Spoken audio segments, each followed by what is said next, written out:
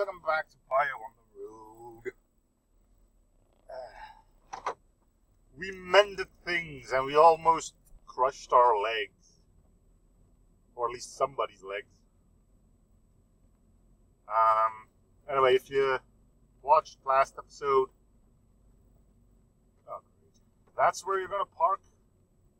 Really? Right in the corner? Ridiculous. But hey, what can you do, right? People are stupid. And that ain't gonna change anytime soon, let me tell you that much. But yes, I went over there to... Where the hell are you going? There was no... Oh, God. Anyway, yes, to remove a gas tank.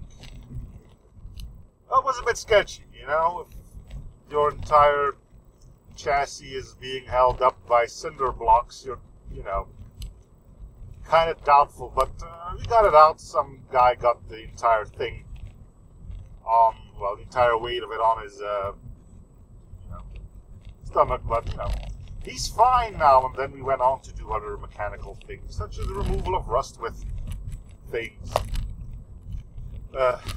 Going back tomorrow for the same thing, and that is the removal of rust. We're not going to put out another gas tank because that would be insane. Cars generally only have one, and that is not entirely true. There are cars out there that have two, or at least there used to be. Now, I don't know how this is in other countries, and hey, that was a nice segue, isn't it? And yes, but over here you got like 3 types of stuff that cars run on, like 3 types of diesel, I suppose you call it. You got your red, you got your green, and you got your white. Now, white is the stuff that your everyday car runs on, like mine, you know, trucks,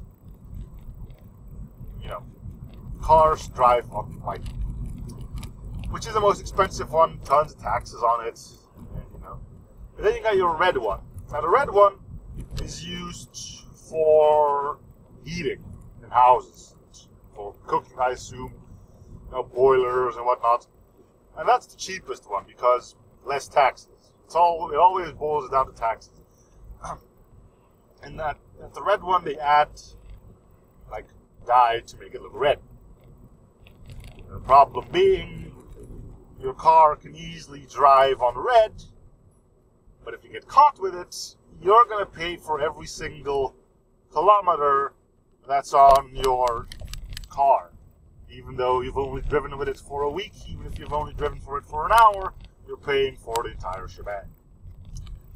Then you got your green one, which I think there's green one. I've heard it flutter around somewhere, so I believe it's true. And green one is for agricultural vehicles, you know, tractors, quad bikes that are used to drive from it to your acres and whatever other types of agricultural vehicles are, like harvesters, combines, you name it. I don't know what the price is there, but I think it's going to be a little cheaper than the white one, but a little bit more expensive than the red one. Anyway, what people have done is installed a second tiny new gas tank, and they hook that one up to their standard, you know, point for fuel. So if they get stopped and they check what kind of fuel he's driving with, they'll take a sample from the small tank, and it's going to end up being white, while their big tank is being used for red one.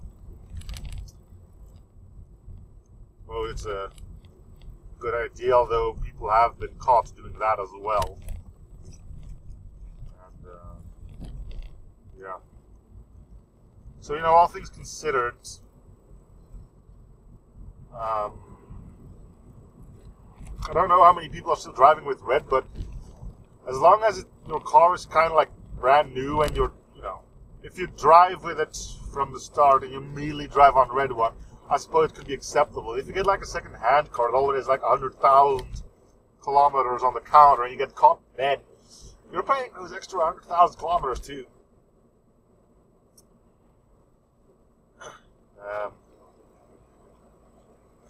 I don't know, I think it's legit to do that. I suppose so.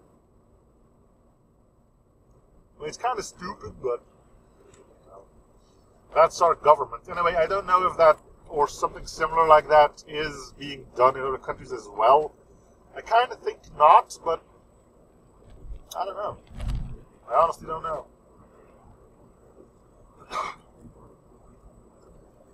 I'm still driving the white stuff. Never been checked. And you gotta be really, really unlucky if you do get checked.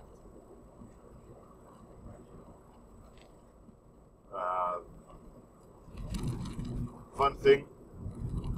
This happened to somebody. The whole white versus red thing is only a problem with diesel cars. The other ones drive on, petrol or something? I don't know. As in, I don't know the correct translation. There really is no point checking those because there is no red version of that. Kind of stuck with what you get. And there was one guy who actually got checked while he was driving on that stuff. Like, this doesn't seem to be the right color. Sir, this ain't a diesel car.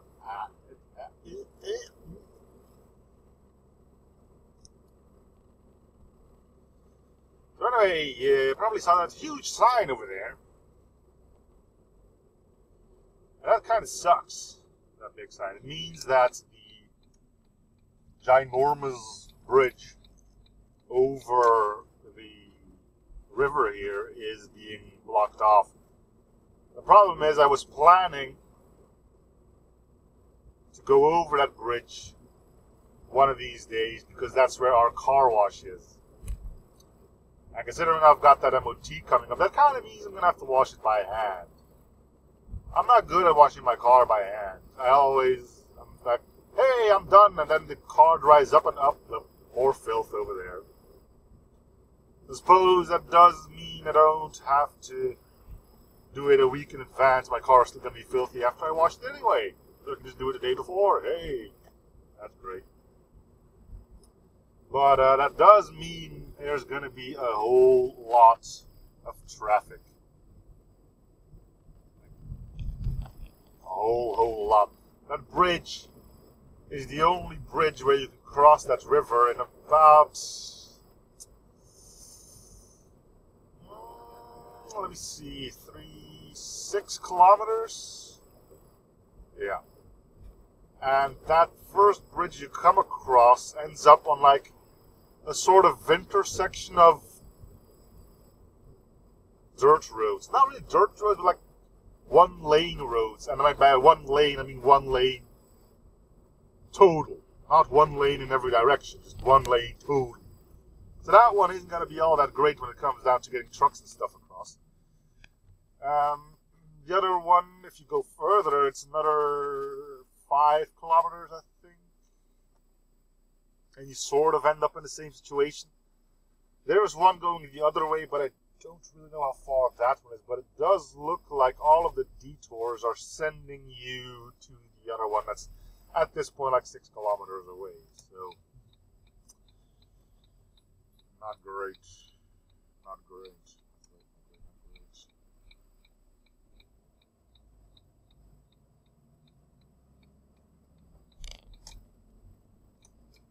Anyway, oh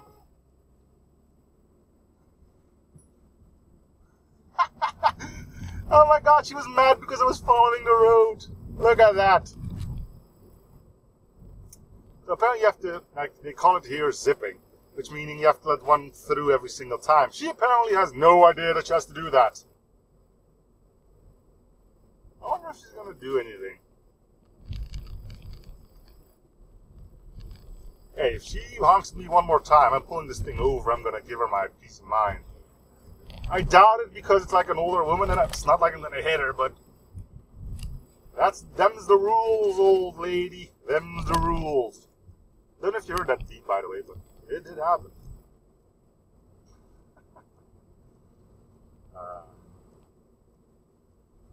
Well, I guess there's your example of old people driving. Just driving along, not knowing what they're doing. Oh, I hope she has to turn left here. No, she's behind me, damn it. I kind of wish she was on the left here so I could yell at her. Yell at her for following the traffic. Not following, whatever. Thinking that she knows better, let's put it that way.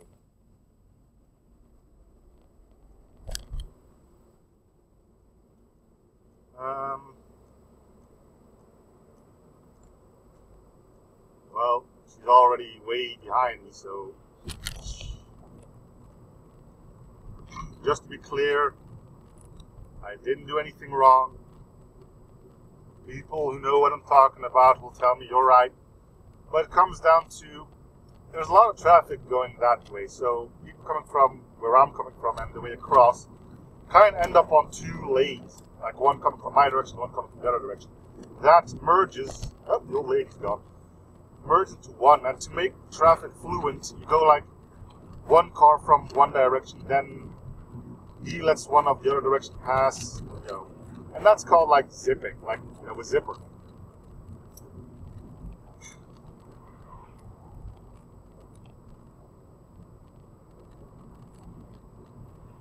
Apparently, that is not the way the old lady knows how it is, and therefore it shall never be that way.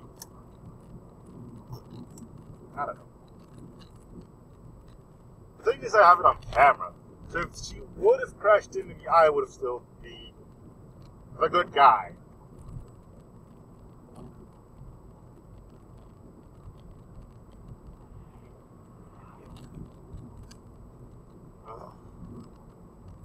It's going to be great once I actually get to use the footage from the camera, you know. I hope it's not because there's damage to my car, because that's just annoying. But like, some other form of dispute or something. And you go, oh, he did this, he did that, blah, blah, blah, blah, blah, blah, blah. And I go like, yeah, and what's your statement, sir?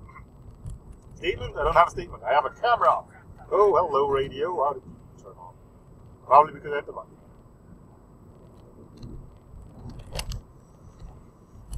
It's gonna be good. Like, honestly, I hope it never happens. But if it does happen, I'm hoping that I am not at fault. That's the other driver that's at fault. And I'm gonna take a left here because I'm expecting traffic. And I can do without. There we go. Easy as pie.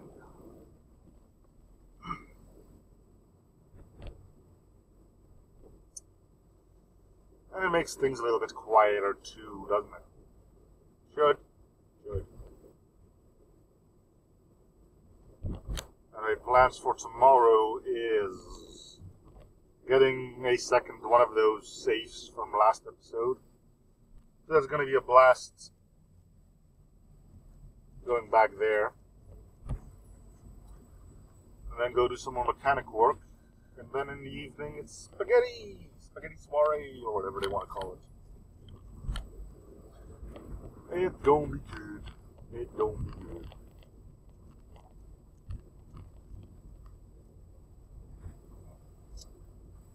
I wonder if Corner Man is still a thing. It's been a while since I've driven this way. Come on, Corner Man! Don't fail me now! Crap. Well, Corner Man ain't here. But is his car on the driveway, or is he just not home? His car is not on the driveway, so he's just not home. Oh well. And here I was hoping. Thanks, Corner Man. Oh well. Maybe next time. Fingers crossed. Anyway, that's going to do it for this episode, though. So thank you guys for watching. Hope you're still enjoying this series. Feel free to support by coming, liking, and or subbing if you haven't already. I'll see you guys all in the next episode. Bye, everyone.